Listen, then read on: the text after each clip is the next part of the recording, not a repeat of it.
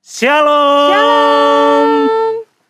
Ya, kali ini kita dari tim musik akan berbicara santai ya, ngobrol santai. Betul.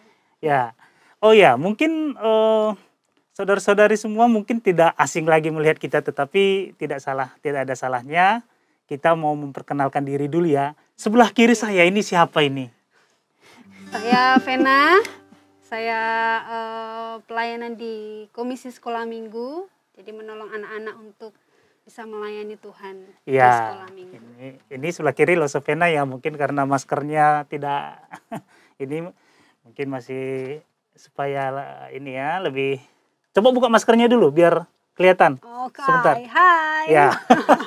Supaya jelas. Sebelah kanan saya loh siapa ini? Ya, salam semuanya, nama saya Swingli.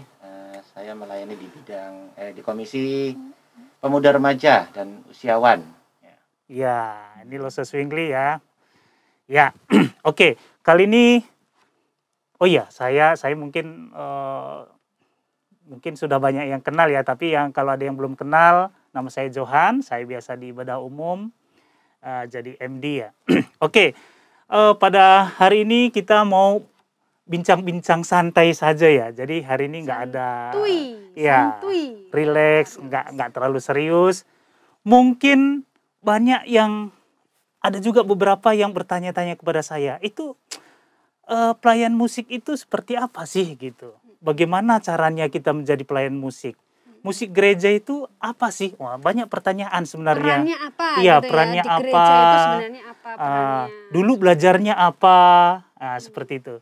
Nah, mungkin kali ini kita mau melihat tidak kenal maka tidak sayang gitu ya. Makanya kita mau berbincang-bincang dulu awalnya Lose Vena ini sejarahnya bagaimana gitu. Kok bisa tiba-tiba jadi pelayan musik gitu.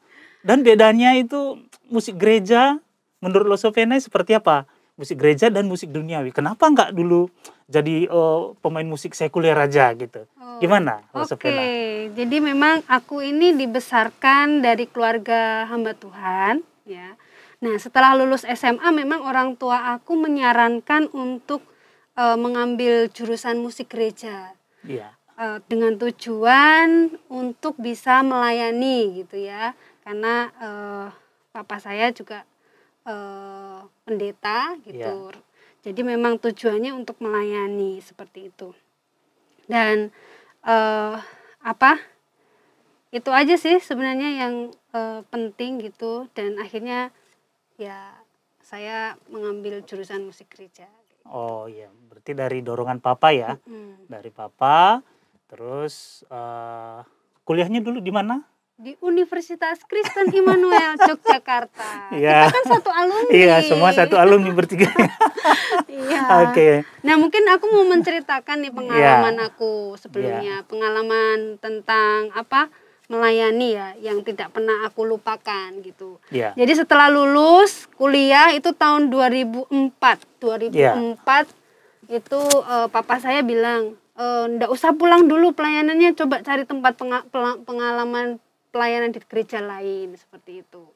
Terus akhirnya kenal satu orang majelis yang melayani di satu gereja, dan dia memang terbeban untuk mengubah, istilahnya seperti itu ya, mengubah, mungkin bukan mengubah, istilahnya mengembangkan musik di gerejanya gitu. Tapi orang ini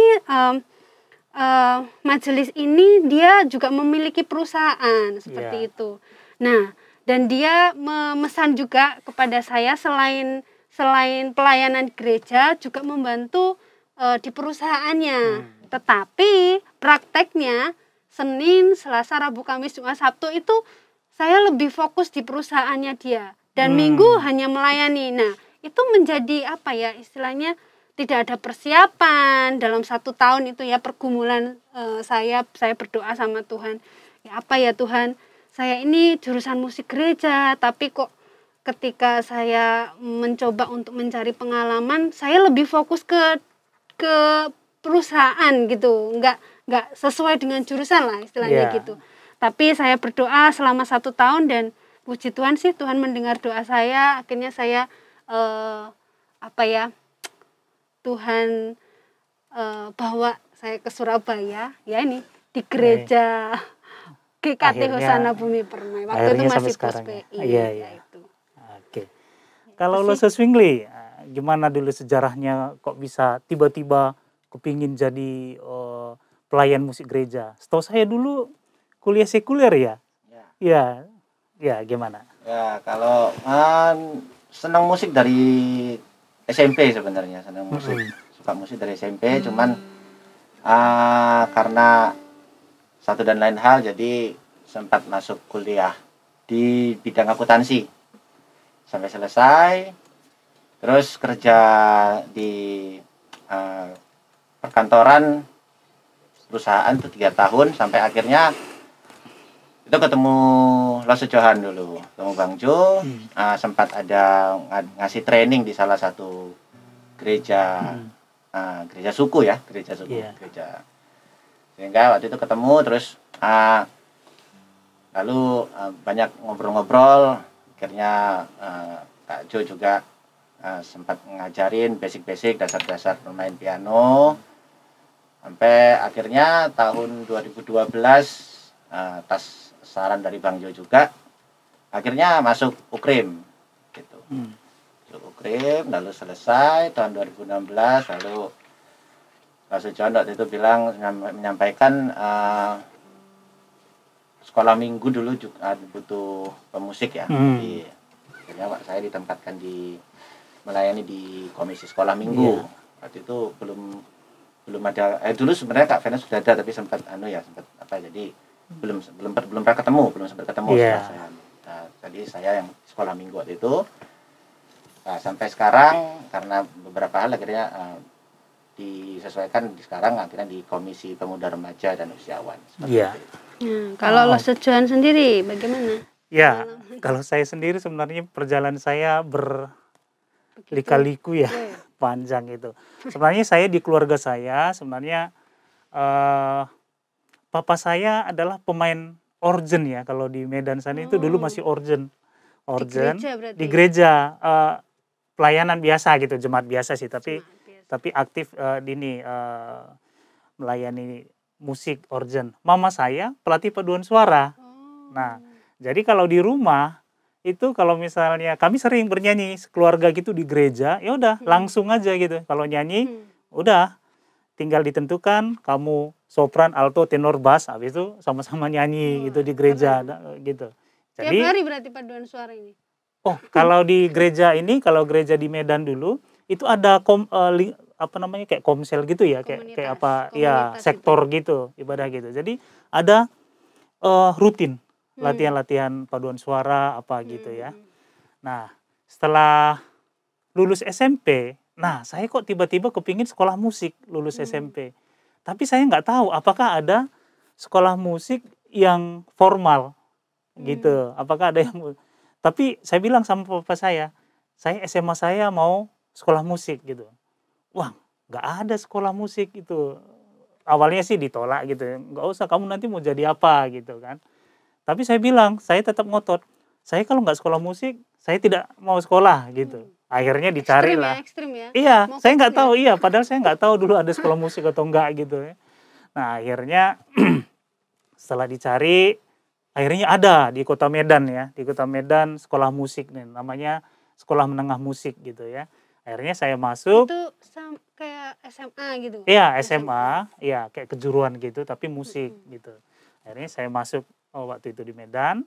Nah, setelah itu, tadinya saya nggak ada kepikiran sebenarnya jadi pelayan musik gereja sebenarnya. Karena dari dulu kepinginnya kan lihatnya kalau di TV-TV itu kan mau jadi artis, mau jadi apa gitu kan. Tapi perjalanan hidup saya lebih sering pelayanan di gereja gitu malah. Dari Medan dulu gereja teman apa gitu ya, saya pelayanan di sana gitu loh. Akhirnya lama-lama saya berpikir, wah jangan-jangan ini panggilan saya gitu. Nah, jadi kadang apa yang kita inginkan dan apa yang Tuhan mau atas hidup kita itu berbeda gitu. Jadi kita maunya A, tapi Tuhan maunya B. Akhirnya Tuhan memanggil saya jadi full time musik di tempat ini gitu. Ya, jadi sejarahnya gitu. Padahal dulu kepinginnya mau jadi artis, mau jadi musisi sekuler dan lain sebagainya gitu. Tapi Tuhan pakai jadi artisnya Tuhan gitu ya, kira-kira gitu. ya. Jadi seperti yang tadi sempat kita tanyakan ya, sebenarnya musik gereja itu panggilan atau cuman hobi atau apa ya? Atau kita bisa diuji oleh waktu seperti itu. Kira-kira gimana menurut teman-teman gitu? Kalau musik gereja itu? Kalau pribadi saya itu adalah panggilan. Karena dari pribadi saya dulu sebenarnya saya sudah sering bermain musik. Saya kan pemain flute dulu ya, major saya flute. Udah sering ngiring artis gitu ya, main masuk ikut ini, baik di Medan mau di mana gitu. Dari Jakarta apa gitu ya. Seperti saya bilang tadi, saya berpikirnya tidak pernah berpikiran saya akan menetap pelayanan di gereja gitu. Tetapi semakin saya, karena teman-teman saya kan banyak nih jadi musisi sekarang, banyak di luar negeri apa gitu. Dulu awalnya itu, waduh, pertama dulu di Bumi Permai gitu ya, dulu masih di Bonet gitu ya. Kalau pelayanan lihat teman menjadi di luar sana, kadang lihat teman di TV gitu ya, rasanya sedih gitu. Kepingin Rasanya gitu ya, kepingin iya, gitu saya ya. kok jadi gini gitu ya, saya kok pelayanan di gereja gitu. Nah, tetapi semakin hari Tuhan kuatkan saya gitu, karena ternyata sekarang saya baru sadar bahwa banyak orang lebih pintar dari saya, banyak orang lebih jago lah gitu. Kadang-kadang saya melihat, aduh saya ini nggak ada apa-apanya sih sebenarnya gitu. Tetapi Tuhan memakai, nah itu, Tuhan memakai kita di tengah keterbatasan kita, di tengah ya ketidaksempurnaan kita, tapi Tuhan mau memakai kita menjadi alatnya gitu. Nah, jadi tetapi di dalam perjalanan melayani Tuhan di dalam gereja, tetapi saya banyak mengenal orang-orang juga gitu ya. Dan bahkan tadinya saya melihat teman-teman di TV gitu, ternyata mereka ini juga kepingin juga seperti saya gitu. Karena saya bisa melayani Tuhan, ternyata mereka sulit juga melayani Tuhan gitu. Beda gitu. Jadi, auranya beda, feel-nya beda gitu. Okay, Ya, kalau saya sih seperti itu. Kalau Swingly gimana? Pokoknya tadi apa ya? Panggilan ya. Apakah musik gereja kita ini itu panggilan atau cuma sekedar hobi, menyalurkan hobi kita gitu loh? Ya, kalau mungkin ini juga pertanyaan bagi orang-orang yang melayani di gereja kayak gitu. Ya. Jadi secara secara umum lah ya. Nah, kalau aku sih memang berangkat dari kesukaan terhadap musik ya, dari dulu suka dengan musik. Cuman dulu memang aku belajar instrumen pertama kali itu yang bisa dibilang tidak menunjang untuk permusikan gereja di tempatku dulu awalnya. Jadi aku bisa gitar, tapi belum bisa keyboard tunggal. Ya, keyboard tunggal. Kalau istilah gampangnya jeduk-jeduk, ya gitu kan, jeduk-jeduk. Nah, sedangkan di gereja asal itu memang yang bisa bermain itulah yang biasanya punya kesempatan untuk melayani. Jadi dulu tidak ada bayangan akan bisa melayani di gereja karena ya aku cuma bisa gitu. Dan ketika aku melihat touch keyboard, touch piano itu kepalaku udah pusing duluan sih karena kok touchnya sekecil itu gimana cara maininnya ya. Jari-jari itu kok bisa masuk di situ, jari-jari orang yang main itu kok bisa pas di situ. Beneran itu dulu yang dalam pikiranku pertama kali ketika melihat touch piano, touch keyboard gitu. Aku dalam bayangan gitu jari-jariku itu lebih besar daripada touch piano, jadi kayaknya nggak mungkin bisa main lah, jadi nggak ada bayangan. Tapi waktu itu ada aktivis yang mau mengajari, pertanyaannya ke aku cuma satu, bersedia nggak gitu, bersedia belajar. Oh ya, saya bersedia Pak, saya bilang. Memang orang ini waktu itu sudah lumayan berusia lanjut, jadi jauh di atas saya, dan dia memang cari penerus lah gitu ya, cari pengganti dan sebagainya. Oh ya, saya mau Pak. Ya awal belajar memang sangat sangat susah ya buat saya pribadi. Apalagi itu tadi saya bilang masuk ke alat musik yang baru. Terus tapi karena kesabaran pengajar saya itu juga dulu, akhirnya lambat laun akhirnya bisa. Dan saya dari kecil kan memang juga sama seperti Kak Vena ya, sama seperti Kak Vena. Jadi papa dulu adalah pendeta juga, jadi kehidupan di gereja itu sudah ya tiap hari saya lihat. Dan apalagi dulu papa waktu bertugas tinggalnya juga di gereja gitu, jadi tiap hari mendengar, ngelihat orang latihan paduan suara, mendengar orang main musik di gereja. Jadi itu sudah hampir tiap hari saya rasakan. Jadi dari kesukaan terhadap musik tadi akhirnya lambat laun seperti Tuhan itu menuntun jadi sebuah perjalanan hidup ya, jadi sebuah bagian hidup, jadi kayak bagian hidup jadinya. Jadi nggak terpisahkan akhirnya seperti itu sampai sekarang. Akhirnya ya Tuhan udah kasih kesempatan buat saya pribadi untuk sampai studi gitu. Jadi seperti ya ini sesuatu yang nggak boleh kamu tinggalkan, gitu. Nggak boleh kita tinggalkan. Jadi buat kalau saya boleh sampaikan mungkin melayani Tuhan kalau sesuai, misalnya kita dikasih talenta di musik, jadikanlah itu bagian hidup juga gitu. Jadi panggilan juga. Ujung-ujungnya nggak mungkin kita bisa pisahkan dari hidup kita seperti itu bahasa Vena. Nah, ini kita panjang lebar tadi ngomong tentang pengalaman hidup dan lain sebagainya. Cuman mungkin banyak jemaat yang ini bertanya-tanya, ini mereka ini kok pakai topi apa ini gitu. Terus ini Lose Swingli ini pakai kain apa ini gitu ya. Lose Vena ini bajunya nuansa apa gitu ya. Modern. Ya. Modern. Ya. Bisa dijelaskan ini kainnya apa ya? Untuk apa ini? Apa namanya nih? Ini namanya bekabuluh. Ya, bekabuluh ini kain asli dari suku Karo. Iya. Jadi kalau orang Karo makainya biasanya kayak gini ya, Pak. Iya. Jadi ditaruh di pundak dan di. Ada juga topinya ya? Ya, ada juga topinya. Biasanya kalau acara yang acara adat. Gitu. Dan kebetulan nggak dipakai karena ribet itu makanya.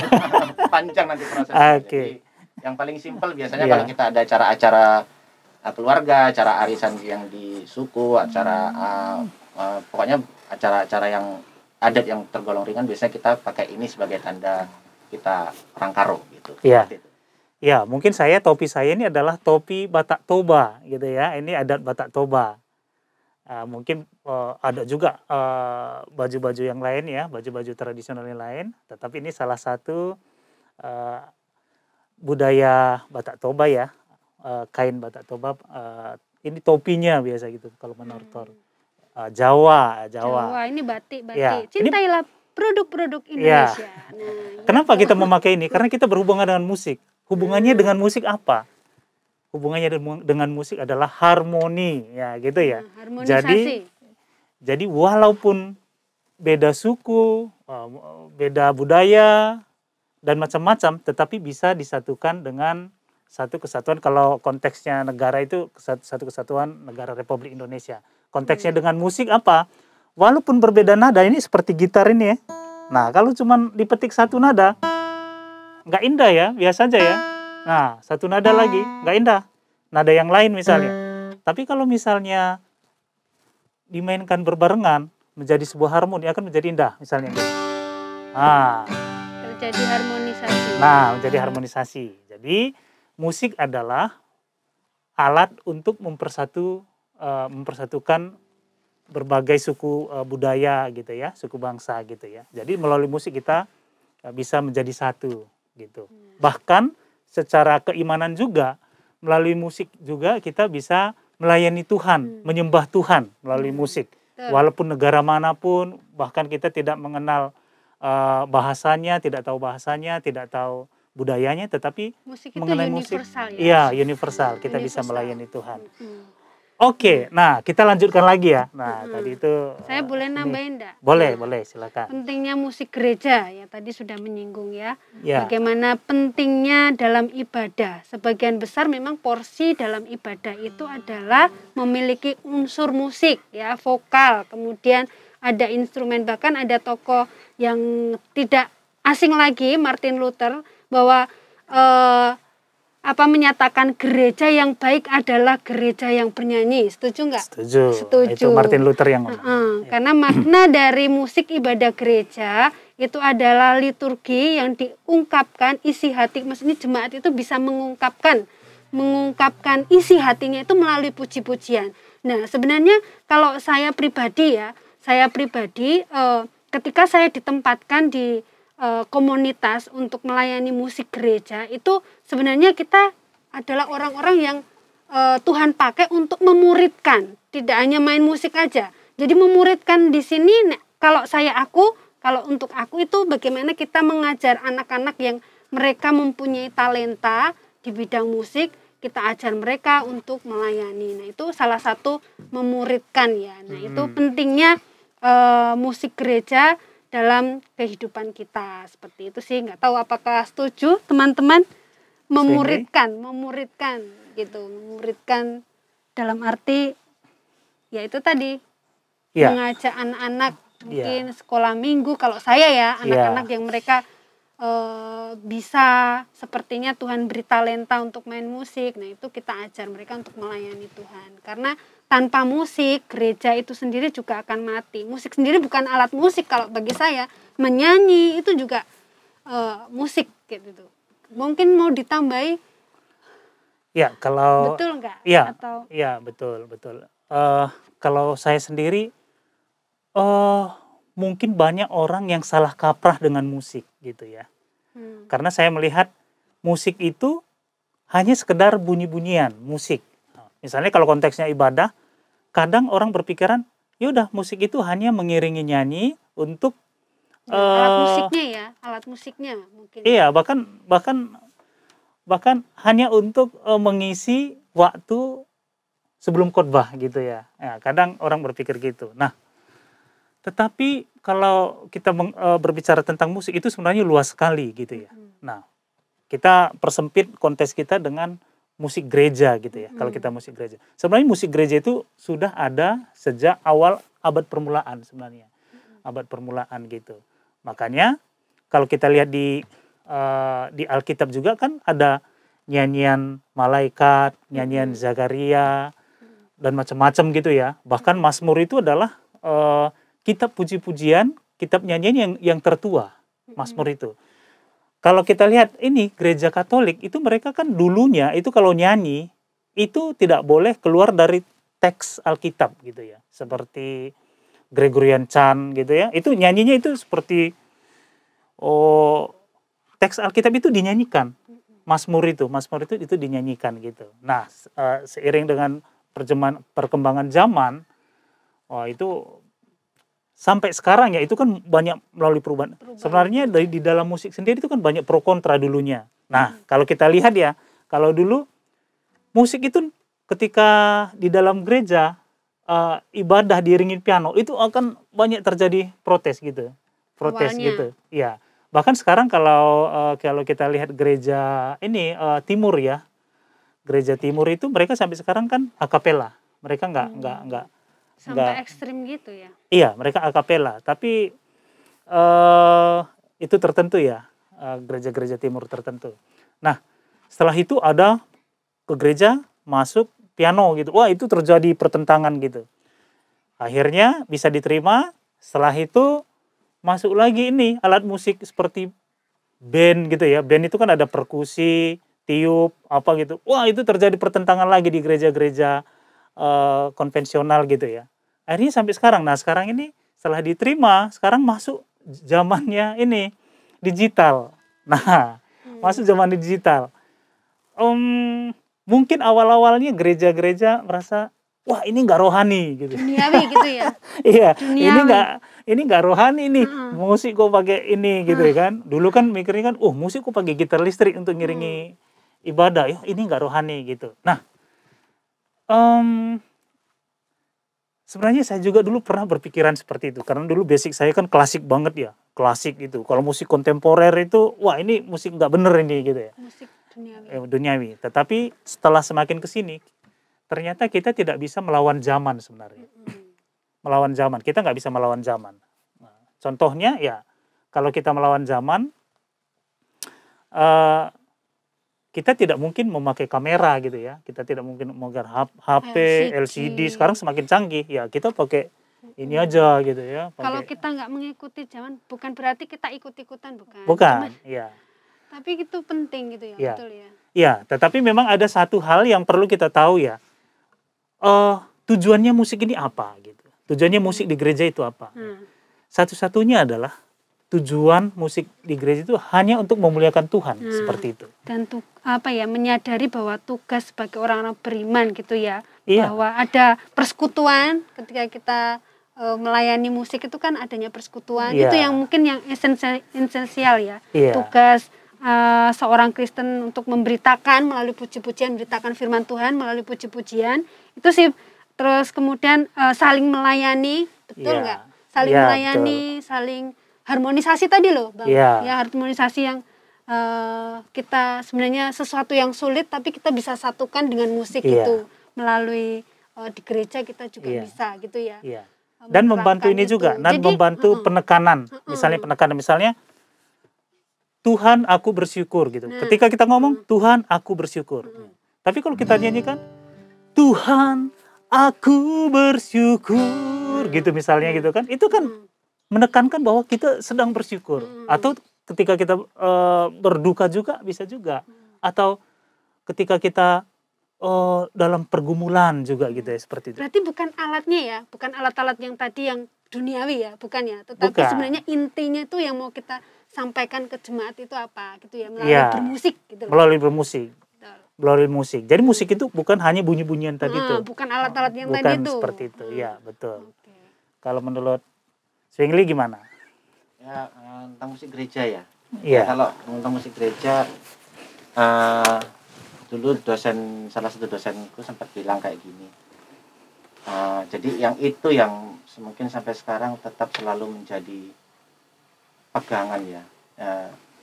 Beliau sempat bilang, musik gereja adalah musik yang menggelorakan kebenaran Alkitab dan tidak sama seperti musik-musik yang lain. Udah sampai di situ aja. Jadi menanggapi tentang misalnya alat musik mungkin di luar jadi ini bisa, ini boleh, ini nggak boleh, jadi pertentangan. Bukan itu ya harusnya. Bukan itunya sih yang menurutku ya yang harus diperdebatkan, tapi ya itu kembali lagi apakah itu menunjang atau mendukung kebenaran Alkitab yang mau disampaikan gitu. Ya tentunya ada hal-hal yang harus diperhatikan ya selain setelah itu, tapi yang pedoman utamanya kan itu tadi, menyampaikan kebenaran Alkitab enggak, apa yang mau disampaikan oleh firman Tuhan itu tersampaikan enggak lewat musik yang kita mainkan gitu. Oke. Nah, jadi seperti itu sih. Iya. Itu kadang memang kita esensinya apa gitu loh. Kadang kita melihat luarnya aja. Kadang kita perdebatkan yang nggak penting luarnya. Tetapi sebenarnya kan esensinya kita itu, musik itu, pujian itu apa gitu loh. Membawa jemaat untuk mengenal Tuhan. Iya. Jadi sebenarnya yang salah bukan musiknya. Tapi kadang memang musik itu dipakai untuk apa? Apakah musik itu dipakai untuk memuliakan Tuhan atau memang dipakai untuk menghujat Tuhan? Karena ada juga lagu-lagu mereka menyanyikan misalnya kalau kayak dulu namanya black metal gitu memang lirik-liriknya memang menghujat Tuhan gitu. Tapi bukan gitarnya yang salah. Tapi liriknya orang yang memakai itu gitu. Karena memang musik itu universal. Misalnya saya main berkembang ya. Iya, terus berkembang nggak stagnan, betul. Misalnya saya main gini. Nah, ini apakah ini dibilang rohani atau enggak? Enggak ada yang bisa menilai karena ini universal. Nah, misalnya gini, apakah itu chord rohani atau enggak? Ya tidak bisa menilai gitu. Jadi secara teori musiknya nggak bisa gitu. Ya, oke, mungkin kita memang karena banyak sekali topik dalam musik, mungkin nanti lain waktu mungkin kita karena ini masih awal ya pengenalan, nanti mungkin lain waktu kita mau bahas Persempit ya, lebih mungkin ya. apa perannya apa gitu. Ya. Dalam musik khusus itu bisa 1 jam lebih ya. Wah, kita bisa seharian ngobrol ini kalau Nggak selesai-selesai. kalau tentang musik. Ya. Oke. Jadi saya melihat musik ini sebenarnya sangat menarik ya. Banyak hal-hal yang perlu kita bahas. Mungkin orang lain yang tidak mengerti. Nah, belum lagi masalah teknis, bagaimana kita melayani Tuhan dengan baik dan benar, bagaimana kita bernyanyi baik dan benar, bagaimana kita kalau konteksnya secara liturgi itu apa hubungannya gitu. Dan musik di dalam Alkitab berbicara tentang apa aja, wah itu panjang sekali ya. Ya, jadi kesimpulannya adalah ya mungkin jemaat Tuhan melihat kami pelayan musik mungkin ada yang penasaran gitu ya, karena ada juga yang bertanya-tanya gitu. Ya, jawabannya seperti tadi ya, kita sudah tidak ini lagi ya. Ternyata kayak Losopena itu pelayanannya menjadi pelayanan musik itu tidak tiba-tiba gitu, tapi ada proses juga gitu ya, dari dorongan papanya, prosesnya gitu. Jadi kita ini sebenarnya menjadi orang-orang yang menolong jemaat ya, bagaimana kita memberikan mereka bisa membawa mereka untuk mengenal Tuhan. Nah mungkin kita kasih contoh lagu-lagu Kak Jo mungkin yang akan lagu-lagu pengajaran mungkin atau teguran. Nah gitu mungkin kita betul. akan kolaborasi gitu ya. Ini kita udah pegang gitar, kalau nggak dimainkan nanti buat pajangan aja. Iya, buat pajangan ya. Ya mungkin kita menyanyikan lagu him aja deh ya. Lagu him tentang apa satu. ini? Tentang apa? Pergumulan? Nah, ya mungkin. Ya, boleh. Pergumulan. Judulnya apa? Ada ide? Yaitu hampiri Yesus dengar doaku. Nah, itu. Nah, ini juga mungkin bisa mengedukasi jemaat ya. Misalnya ketika kita bernyanyi, itu kita lebih menekankan lagu, kata-kata syair dengan musik seperti itu. Nah, contohnya Yesus, Yesus dengar doaku gitu ya. Ketika kita menyanyikan lagu ini, kita lebih menghayati, lebih berserah diri. Seperti itu ya. Menyerahkan segala beban hidup kita gitu. Mungkin pada saat ini banyak jemaat Tuhan yang merasa berbeban berat, banyak masalah dalam keluarga, ya seperti itu ya. Karena kita tidak bisa, kita masih hidup di dunia ini pasti banyak mengalami suka duka dalam kehidupan ini. Jadi biarlah pujiannya akan kita mainkan bisa menjadi berkat gitu ya. Ya, jadi kita mau bernyanyi buat Tuhan pada saat ini. Kami mengajak jemaat Tuhan untuk bersama-sama bernyanyi.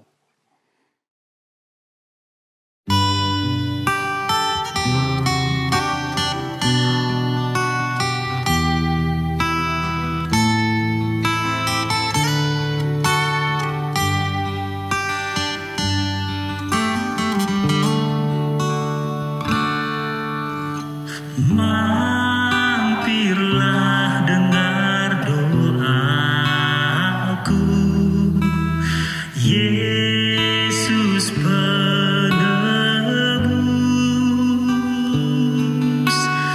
Orang lain kau hampiri, jangan jalan terus. Yesus Tuhan, dengar doaku. Orang lain kau hampiri, jangan jalan terus.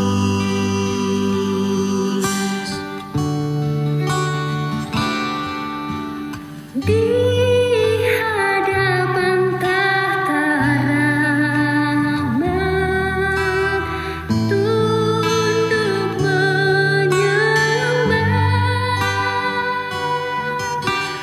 tunduk dalam penyesalan. Tuhan tolong Yesus Tuhan, dengar doaku. Orang lain kau pilih, jangan terus.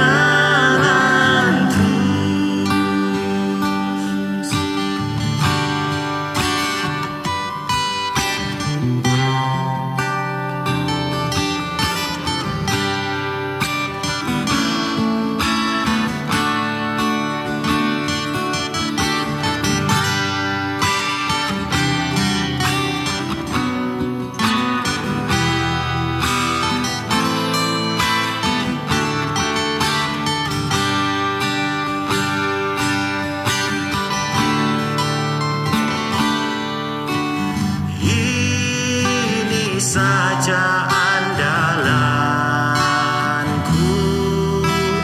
jasa kurbanku. Hatiku yang hancur lulu, buatlah sembuh.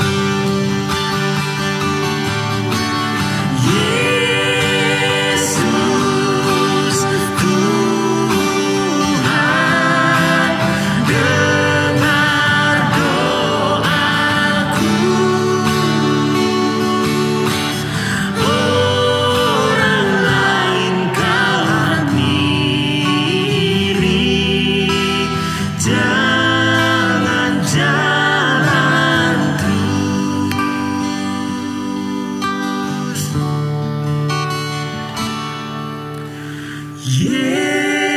Yesus Tuhan, dengar doaku. Orang lain kau hampiri, jangan jalan terus.